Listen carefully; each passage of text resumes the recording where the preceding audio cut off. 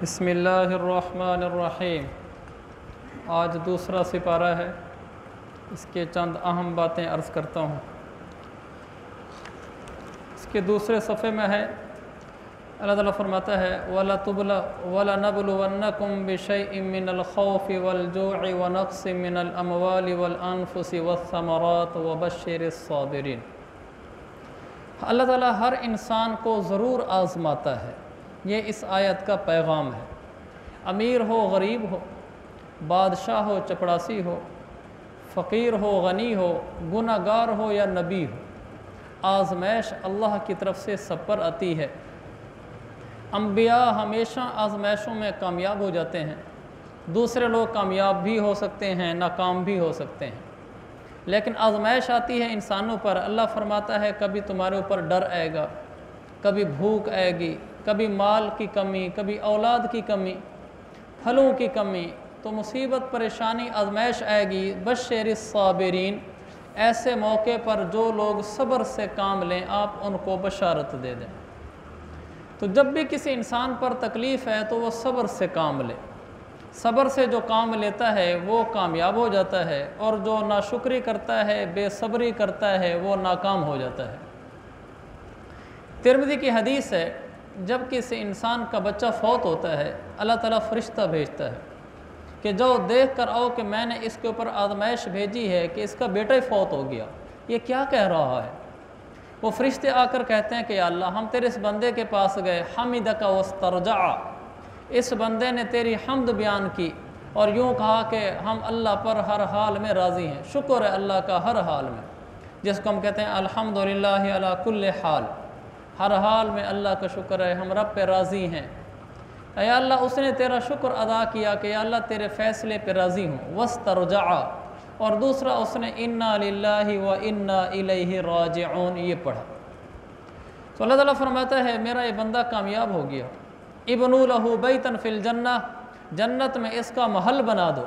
व सम्मूहु बैतल हम्द, और उसका नाम रखो शुक्र का घर, बैतुल हम्द, शुक्र का घर, कि इस आदमी ने इतनी बड़ी मुसीबत में भी मेरे ख़िलाफ़ नाशुक्री का बोल नहीं बोला, बल्कि सब्र शुक्र से काम लेकर कहा कि हम अल्लाह पर राज़ी हैं। तो मेरे अज़ीज़ भाइयों, आज़माइश आती है, औलादें भी फ़ौत होती हैं, माँ बाप भी फ़ौत होते हैं, एक्सीडेंट भी होते हैं, कारोबार भी नुकसान का शिकार हो जाते हैं, लेकिन मोमिन का फ़रीज़ा ये है कि वह हर हाल में कहे कि अल्लाह तेरा शुक्र है, हम तुझसे राज़ी हैं या अल्लाह। रसूल पाक सल्लल्लाहु अलैहि वसल्लम तैफ़ के मौके पर जब आप वापस तशरीफ़ ला रहे थे, उन्होंने आपको पत्थर मारे, तो आपने उस वक्त फरमाया था कि ए अल्लाह, इल्लम तकुन साखितन अलैया फला उबाली, अल्लाह अगर तू मुझसे नाराज़ नहीं है तो फिर मुझे कोई परेशानी नहीं, आप राज़ी हैं तो बस हमारा मसला हल है।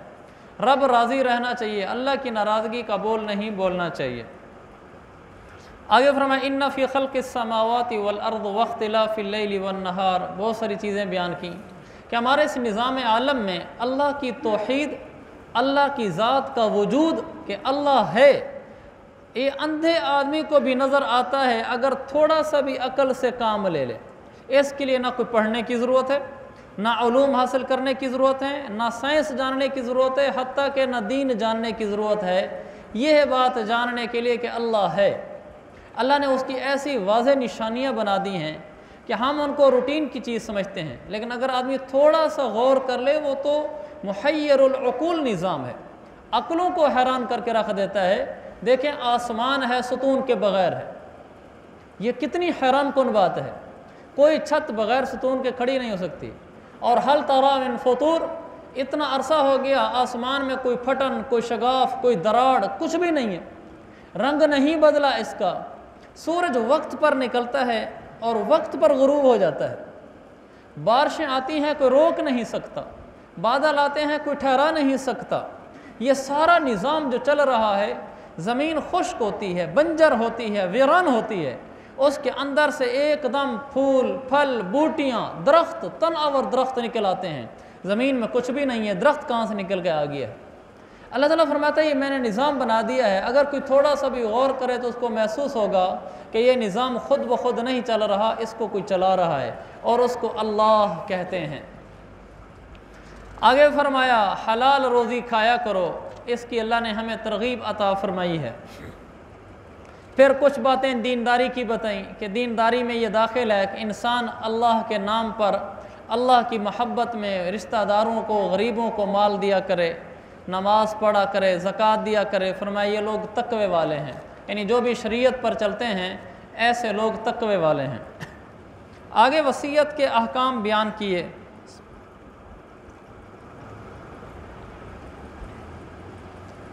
वसीयत में एक मसला याद रख लें, एक तो ये है कि हदीस है ला वसीयत ली वारिसिन, किसी वारिस के हक़ में वसीयत कल अदम है। और हमारा मुआशरा अमूमी तौर पर इस हुक्म से और इस हदीस से नावाकिफ़ है। माँ मरते हुए वसीयत कर रही होती है कि मेरे कानों की बालियाँ और मेरा हार, मेरी फ़लानी चीज़ ये मेरी फ़लानी बेटी को दे देना। बेटा बाप वसीयत कर रहा होता है मेरा फ़लाना बेटा मेरे साथ बड़ी खिदमत करता रहा है, जिस घर में मैं हूँ ये घर इसको दे देना, मेरी सवारी इसको दे देना। माँ ऐसे वसीयत कर रही होती है मेरी फ़लानी चीज़ मेरी फ़लानी बेटी की है। चूँकि वो अपने वारिस के हक़ में वसीयत कर रही होती है, इसलिए कि बेटी वारिस होती है, इस वसीयत का कोई एतबार नहीं है। माँ की वो कानों वाली बालियाँ और उसका वो जेवर, वो रुपया पैसा, वो चीज़ जिसकी भी उसने वसीयत की है अपनी बेटी या बेटे के लिए, इसका शरीयत में कोई एतबार नहीं है। उस औरत के मरने के बाद उसकी बालियाँ, उसका जेवर ये तरका होगा, मीरास होगा, सब वारसों में तकसीम होगा। वो ये नहीं कह सकता बेटा या बेटी जे अम्मी अबू ने आप सबके सामने कहा था, गवाह बनाकर कहा था कि ये आपका है, बिल्कुल आपका नहीं है। वसीयत वारिस के हक़ में मोतबर नहीं होती, ये एक मसला। दूसरा मसला, वसीयत 1/3 में नाफिज होती है, ये भी हदीस है और सही हदीस है। आपने फरमाया वो सुलुस कसीर, इमाम बुखारी ने हदीस नकल की है कि एक आदमी कहता है जी मेरे मरने के बाद 2 लाख रुपया मस्जिद में दे देना। एक आदमी कहता है जी मेरे मरने के बाद ये मेरे जो पैसे पड़े हैं ये फ़लाँ गरीब को दे देना, ये मदरसे को दे देना। उस पर अमल नहीं किया जाएगा। ये देखा जाएगा कि इसका कुल तरका कितना है और उसमें से जिस चीज़ की वसीयत की है ये वसीयत कितनी है। और वसीयत सिर्फ 1/3 में मोतबर है, तीसरे हिस्से में। मसलन एक आदमी ने कुल जायदाद ही 2 लाख रुपए छोड़ी, यानी कोई औरत उसके पास 2 लाख रुपया पड़ा था, वो जाते हुए कहेगी कि लाख रुपया मस्जिद में दे देना, बाकी लाख रुपया बांट लेना। तो उसने जो कहा है कि लाख रुपया मस्जिद में दे देना, ये तो उसकी जायदाद का 1/3 बनता भी नहीं है, क्योंकि कुल जायदाद 2 लाख है। 2 लाख का 1/3 तो 66,000 बनता है, 1 लाख तो नहीं बनता। लिहाजा 66,000 रुपया मस्जिद में दिया जाएगा, ऊपर वाले 33,000 नहीं दिए जाएंगे, 1/3 नाफिज होगा बस। हाँ, अगर उसकी जायदाद ज़्यादा है, 3 लाख से ज़्यादा है, फिर उसने कहा है कि 1 लाख अल्लाह के नाम पर मस्जिद में दे देना, अब अमल करेंगे इस पर, वरना अमल नहीं करेंगे। और उसमें भी ज़रूरी है पहले कर्ज़ अदा होंगे, कर्ज़ अदा होने के बाद फिर वसीयत का नंबर आता है, उसके बाद फिर वारसों का नंबर आता है। तो वसीयत के अहकाम भी मालूम होने चाहिए। आगे रोज़े के अहकाम बयान किए हैं। फ़इद्दतुम मिन अय्यामिन उखर, यहाँ कुरान ने कहा है कि जो आदमी रोज़े न रख सकता हो वो बाद में रोज़े रखे। हमारे यहाँ मुआशरे में यहाँ ये है कि जी मैं रोज़े नहीं रख सकता, मैं फ़लाँ को रखवा दूँ, मैं फ़लाँ का रोज़ा खुलवा दूँ, ये बिल्कुल जायज़ नहीं है। जो आदमी ख़ुद रोज़े नहीं रख सकता, इद्दतुम मिन अय्यामिन उखर, वो जब रोज़े रख सकने की हालत में हो जाए, औरत है, हमल के साथ है, जब ठीक हो जाए, यानी हमल वज़ा कर ले, बच्चा जन ले, रोज़ा रखने के काबिल हो जाए तो रोज़े रखेगी। आदमी है, बीमार है, तकलीफ़ है, अभी रोज़े नहीं रख सकता, तो वो किसी और को नहीं रखवाएगा, वो अपनी सेहत का इंतज़ार करेगा, जब सही हो जाएगा तो ख़ुद रखेगा। हाँ, अगर ऐसी बीमारी है कि जिस बीमारी के बारे में डॉक्टर ने कह दिया कि ज़िंदगी भर ठीक नहीं हो सकता, हमेशा इसी बीमारी में रहेगा, जैसे एक आदमी बहुत बूढ़ा होता है, उसने और ही बूढ़ा होना है, मज़ीद तो सेहत नहीं आनी, और बुढ़ापे की वजह से रोज़ा रखने से आजिज़ है, ऐसे लोगों के बारे में हुक्म ये है कि वो एक रोज़े के बदले में 1.25 किलो गंदम या उसकी कीमत किसी भी गरीब आदमी को दे दें। फिर भी ये हुक्म नहीं है कि वो किसी को रोज़ा रखवा दे, किसी के लिए इफ्तारी का इंतज़ाम करा दे, सहरी का इंतज़ाम करा दे कि चल रोज़ा हो गया। वो एक रोज़े के बदले में 1.25 किलो गंदम या उसकी कीमत किसी भी गरीब को देगा। लेकिन अगर ये आदमी बाद में ठीक हो गया रोज़ा रखने की ताकत आ गई तो फ़इद्दतुम मिन अय्यामिन उखर, इसको फिर रोज़े रखने पड़ेंगे। जो पैसे दे चुका है फ़िदिये के, ये सदका शुमार हो जाएगा। रोज़े इसको बाहर सूरत पर रखने पड़ेंगे अगर ये ठीक हो गया। इन मसाइल का जानना बहुत ज़रूरी है। मुआशरे में कुछ बातें ऐसे चल पड़ती हैं जिनकी कोई हकीकत नहीं होती। आगे बीवी का और शोहर का आपस में जो ताल्लुक़ है उसको बताया, हुन्ना लिबासुल लकुम व अंतुम लिबासुल लहुन। मियाँ बीवी एक दूसरे के लिए लिबास की तरह हैं। शोहर बीवी का लिबास है, बीवी शोहर का लिबास है। ये काफ़ी लंबा टॉपिक है जिसका ख़ुलासा ये है, कोई आदमी अपने लिबास को फाड़ता नहीं है। तो अल्लाह ताला ने कहा है तुम्हारी बीवी तुम्हारा लिबास है, यानी तुम उसको तलाक देकर रिश्ता काटो नहीं, फाड़ो नहीं लिबास को, उसको अपने साथ जोड़े रखो। फिर कोई भी इंसान ऐसा नहीं है कि अपने लिबास के ऊपर पड़ने वाले धब्बे को लोगों को दिखलाता फिरे, धब्बा छुपाता है। अगर आपकी बीवी पर कोई धब्बा आ गया है तो आप उसको छुपाने की कोशिश करें, आप उसको फैलाने की कोशिश न करें। अलगर्ज़ इसमें बहुत सारे पैगामात हैं लफ्ज़ लिबास के अंदर। और दूसरा, कोई आदमी गुस्से में आकर लिबास को चीरता नहीं है, फाड़ता नहीं है, काटता नहीं है। नादान कोई करेगा ऐसे कि नादान और लिबास को फाड़ना शुरू कर दे। आदमी गुस्से में आकर बीवी की पिटाई न करे कि वो तुम्हारा लिबास है, उसको फाड़े ना, तकलीफ़ ना दे। कुरान ने खूबसूरत पैगाम दिया है, बीवी के साथ हुस्न सलूक शरीयत का बहुत बड़ा हुक्म है और बड़े बड़े दीनदार इसमें फ़ेल हैं। दाढ़ियों वाले, नमाज़ों वाले, तिलावतों, हज उम्रों वाले बहुत सारे इसमें फ़ेल हैं। आदमी बाहर बड़ा नेक होता है लेकिन घर में जाते ही बिल्कुल बदल जाता है, ज़बान सख्त हो जाती है, छोटी छोटी बातों पे लड़ता है, बीवी को ताने देता है, उलझता है। बाहर बड़े अच्छे अखलाक वाला होगा, बाद दफ़ा साहिब मिंबर साहिब मुसल्ला भी होगा, तकरीरें भी करता होगा, नमाज़ें भी पढ़ाता होगा, दाढ़ी भी होगी, सब कुछ होगा, लेकिन घर में बद अखलाक होगा। ये अक्सर होता है, इल्ला माशाअल्लाह अच्छे अखलाक वाले भी होते हैं। इसलिए अल्लाह के नबी ने फरमाया, इन्ना मिन अकमलिल मुमिनीना ईमानन अहसनहुम खुलुकन व अल्तफहुम बिअहली। लोगों, सबसे ज़्यादा कामिल ईमान उसका है जो अपनी बीवी के साथ नरमी से पेश आता हो और अखलाक अच्छे हों। ये सबसे कामिल ईमान वाला है और ऐसे लोग बहुत कम होते हैं। अल्लाह ताला हमें इस पर अमल की तौफीक अता फरमाए। लेकिन ख्याल रहे कि बीवी के साथ हुस्न सलूक में माँ बाप और बहन भाइयों के साथ हुस्न सलूक में फ़र्क ना आने पर उनके मकाम को अपनी जगह पर बाकी रखा जाए, उसके साथ बीवी के साथ हुस्न सलूक भी किया जाए।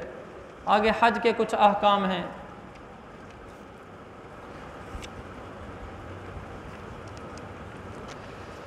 एक ये हुक्म बयान किया है, यसअलूनक अनिल खमरि वल मैसिर, शराब और जुए के बारे में। शराब शराब ही है, नाम उसका जो भी रख लो। हमारे ज़माने में उसका नाम बदल देते हैं, कोई विस्की कहता है, कोई कुछ कहता है। इससे ये थोड़ी है कि वो हलाल हो जाएगी, हराम रहेगी। इसके नाम बदलने से कोई फ़र्क नहीं पड़ता। एक तो शराब जिसकी हुर्मत बिल्कुल वाज़ेह है, नाम बदलने से हलाल नहीं होती, इसकी वजाहत ज़रूरी है। दूसरा, जुआ। हमारे यहाँ जुआ बहुत कसरत से पाया जाता है लेकिन लोग इसकी तरफ ध्यान नहीं देते। दो तरफा शर्त लगाना ये जुआ है।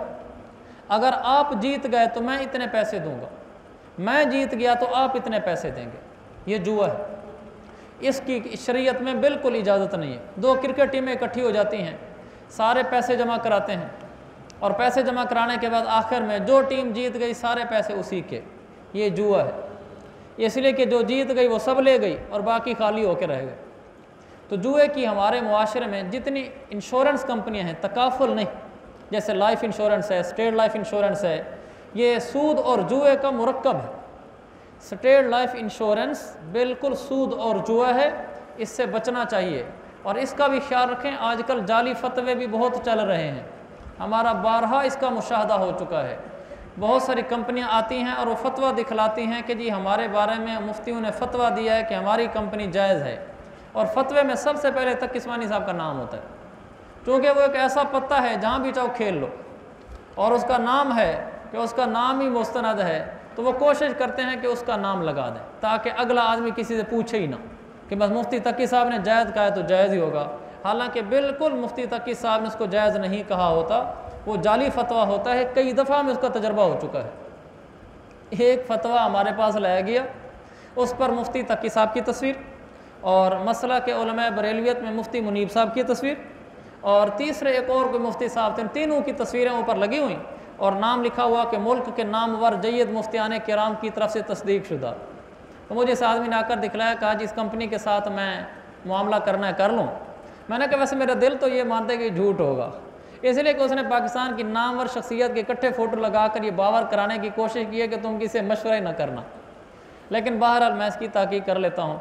फिर हमने दारुल कराची में रब्ता किया, तो ये फतवा भेजा मैंने उनको व्हाट्सएप। मैंने कहा इस तरह का कोई फतवा यहाँ से जारी हुआ है? तो उन्होंने कहा जी ऐसा कोई फतवा जारी नहीं हुआ, क्योंकि फ़तवे के ऊपर नंबर लिखा होता है नीचे, जो असल ओरिजिनल फतवा होता है, नंबर होगा, डेट होगी और दस्तखत होंगी। ये तीन चीज़ें लाजिम हैं असली फतवे को पहचानने के लिए। इसको आप अच्छे तरीके से समझ लें। फतवे की मोहर होगी और जिस मुफ्ती ने फतवा दिया है उसके दस्तखत होंगे और तारीख होगी और फतवा नंबर होगा। चार बातें हो गई, मोहर, दस्तखत, तारीख, फतवा नंबर।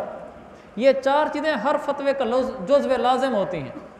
तो वो जो फतवा नंबर था, तो हमने वो फतवा नंबर वहाँ असल निकलवाया, जो उनके एक रिकॉर्ड में होता है, मुफ्ती के पास होता है, एक वो आवाम को देते हैं, क्योंकि एक कापी वो अपने पास बतौर रिकॉर्ड के रखते हैं।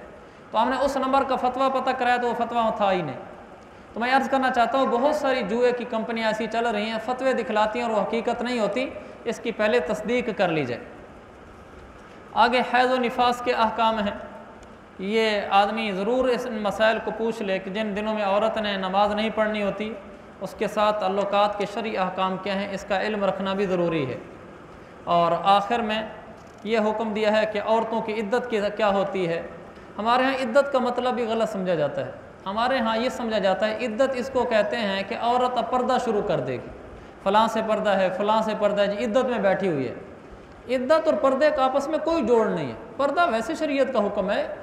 इद्दत का मतलब ये होता है, इद्दत में दो काम करने होते हैं बतौर ख़ास। इद्दत में औरत ज़ेब व ज़ीनत नहीं कर सकती। नंबर दो, इद्दत में औरत बिला वजह शरइया घर से बाहर नहीं निकल सकती। तीसरा हुक्म तो खैर मशहूर ही है कि इद्दत में औरत निकाह नहीं कर सकती। इद्दत में जो निकाह हो जाए वो निकाह शरअन कल अदम होता है, वो ज़िना होता है, वो निकाह नहीं होता। तो निकाह बिल्कुल नहीं होता इद्दत में, और इद्दत वाली औरत ज़ेब व ज़ीनत भी नहीं कर सकती, बिला उज़्र शरई बाहर भी नहीं जा सकती। कोई ख़ास मजबूरी हो तो फिर बाहर जा सकती है। वो मौके पर उलमा से पूछ लिया जाए कि किन चीज़ों की किन सूरत में बाहर जा सकती है और किस सूरत में बाहर नहीं जा सकती। अल्लाह ताला हमें अमल की तौफीक अता फरमाए। आखिर में 17 मिनट हो गए हैं, हमारा 20-22 मिनट 25 मिनट का दौरानिया होता है। आखिर में चंद मिनट 2-3 मिनट मैं मसाइल अर्ज़ कर दिया करूँगा रोज़े से मुतल्लिक़, इसी अपने हमारे दौरानिए के अंदर ही। एक मसला ये है, रोज़े के बारे में मारूफ़ ये है कि टीका लगाने से रोज़ा टूट जाता है। ऐसा नहीं है, इसको जहन में रख लें। जिस्म से कोई चीज़ बाहर निकले इससे रोज़ा नहीं टूटता। जिस्म से कोई चीज़ बाहर निकले इससे रोज़ा नहीं टूटता। खून बाहर निकले इससे रोज़ा नहीं टूटता।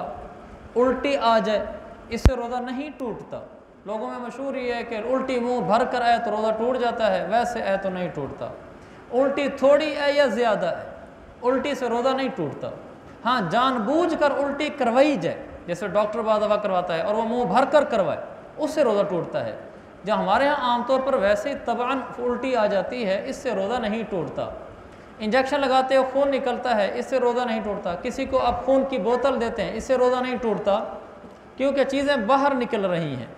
और अंदर जाने से रोज़ा टूटता है, लेकिन वो तब टूटता है जो कुदरती रास्तों से चीज़ अंदर जाए। जो रास्ते अल्लाह ने बनाए हुए हैं पहले से, कुदरती रास्ते, मुँह है, नाक है और नीचे का रास्ता है, इन रास्तों से कोई चीज़ अंदर चली जाए तो उससे रोज़ा टूटता है। और अगर इन रास्तों से ना जाए तो फिर रोज़ा नहीं टूटता। लिहाजा इंजेक्शन लगाने से, चाहे वो रग का इंजेक्शन हो, चाहे वो पट्ठे का इंजेक्शन हो, चाहे वो ड्रिप हो, चूँकि ये इंजेक्शन वो चाहे पट्ठे का हो चाहे रग का हो, ये मारूफ कुदरती रास्ते नहीं है कोई चीज़ अंदर भेजने के। लिहाजा इनसे रोज़ा बिल्कुल नहीं टूटता। ड्रिप से भी, इंजेक्शन से भी, चाहे जिस किस्म इंजेक्शन हो, और किसी को खून देने से भी। अल्लाह ताला अमल की तौफीक अता फरमाए।